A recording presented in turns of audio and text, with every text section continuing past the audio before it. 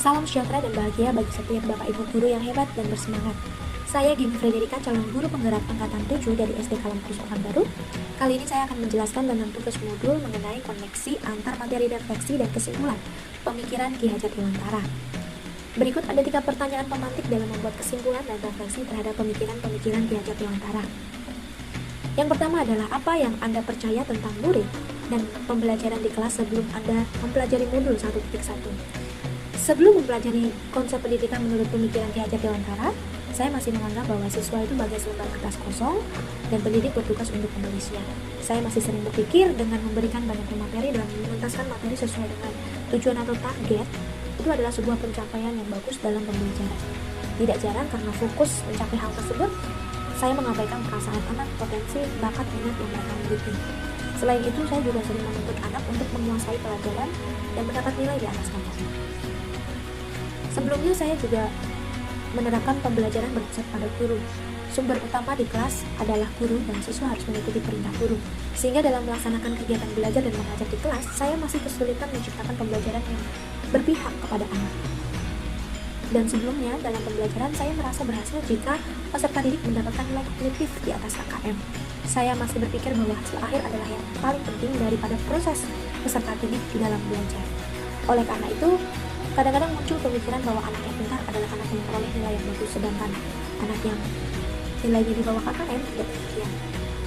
Saya merasa bahwa hal itu tentunya akan membuat peserta didik menjadi tertekan untuk mendapatkan nilai yang bagus. Mungkin mereka menjadi kurang percaya diri jika mereka tidak mendapatkan nilai yang bagus, dan juga akan mengakibatkan terhambatnya perkembangan potensi dari bakat, minat yang mereka miliki secara utuh, sehingga hal tersebut membuat anak tidak merasakan kemerdekaan di dalam mereka belajar. Sebelumnya, saya merasakan juga terdapat jarak antara pendidik dan peserta didik. Seperti peserta didik takut dan enggan dekat dengan guru atau pendidik.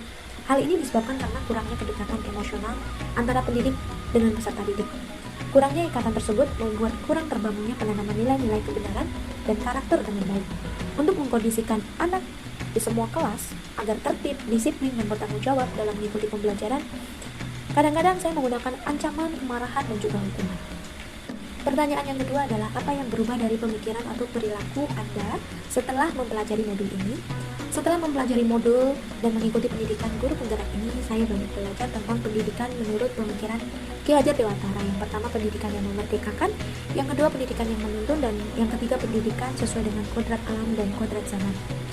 Pendidikan yang memerdekakan adalah pendidikan yang menciptakan pembelajaran yang hidup dan bermakna karena membuat anak belajar tanpa tekanan, melainkan anak belajar dengan senang sesuai dengan karakteristik, minat, bakat, dan juga potensi mereka masing-masing.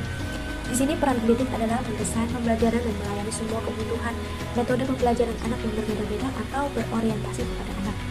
Tentunya hal ini dilakukan tanpa mengesampingkan nilai-nilai budi pekerti yang sesuai dengan kodrat alam dan juga kodrat zaman, karena hal ini penting untuk menyeimbangkan aspek kognitif, afektif, dan psikomotorik anak-anak.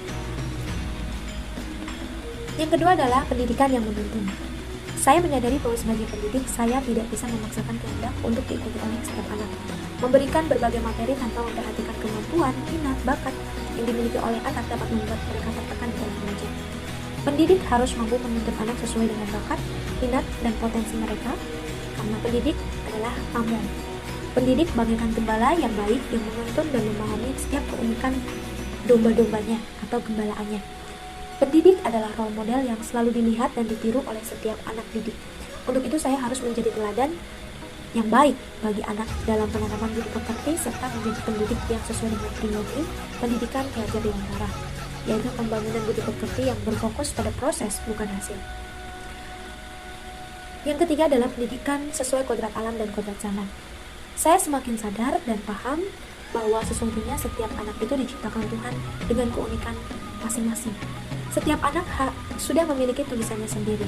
Tugas pendidik adalah menebalkan dan membantu memberi arahan, warna, atau menghapus jika ada kata yang salah. Karakteristik, potensi, minat, bakat anak yang berbeda-beda tidak dapat disamakan keberadaannya, malahan seharusnya menjadi sesuatu hal yang harus dilayani oleh pendidik. Tentunya selain keunikan yang dimiliki, ada juga kekurangan pada setiap anak. Merancang pembelajaran yang berpusat kepada anak, memberikan kebebasan anak-anak untuk oleh sumber belajar dari buku-buku, alam sekitar, media internet, dan lainnya, mengupayakan kegiatan pembelajaran dengan metode belajar yang kreatif, variatif, agar peserta didik mengikuti pembelajaran dengan senang, antusias, dan bersemangat, harusnya saya lakukan karena itu adalah pendidikan yang sesuai dengan kodrat alam dan kodrat zaman. Pembelajaran juga harus disesuaikan dengan karakteristik anak. Karena dunia anak adalah dunia bermain, sehingga pembelajaran dirancang menyenangkan bagi setiap anak agar pembelajaran menjadi lebih aktif, hidup, dan juga bermakna. Apalagi jika itu dilakukan di tingkat sekolah dasar. Memang itu adalah dasar dan di mana anak-anak senang bermain dan mengembangkan potensi yang ada pada dirinya.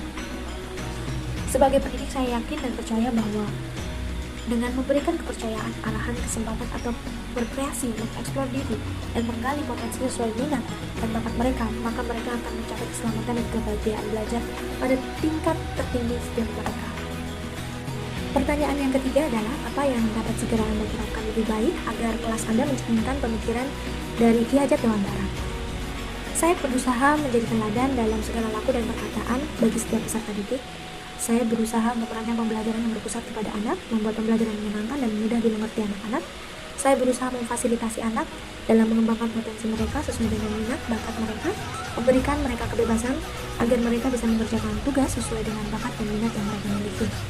Melakukan pendekatan emosional dengan pendekatan personal, dan memotivasi kepada setiap anak yang saya rasa perlu untuk dibimbing, serta melakukan pembiasaan pendidikan karakter secara berkelanjutan. Saya juga berusaha untuk melatih setiap anak-anak dengan kecakapan abad ke-21 dengan berkomunikasi lebih baik, berpikir kritis, berkreativitas, kemudian berkolaborasi.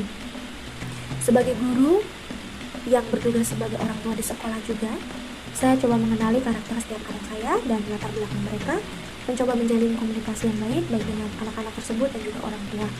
Saya berusaha untuk mengajarkan budi pekerti dan memberikan kasih sayang kepada setiap peserta didik. Bapak Ibu guru penggerak yang hebat dan semangat, demikianlah yang dapat saya sampaikan. Semoga setiap kita sebagai pendidik dapat menerapkan pemikiran Ki Hajat Dewantara dengan baik untuk mewujudkan generasi Indonesia yang lebih maju dan luar biasa. Terima kasih telah menyaksikan. Mari terus bergerak dan menggerakkan untuk mewujudkan profil pelajar Pancasila. Salam dan bahagia, Tuhan memberkati kita semuanya.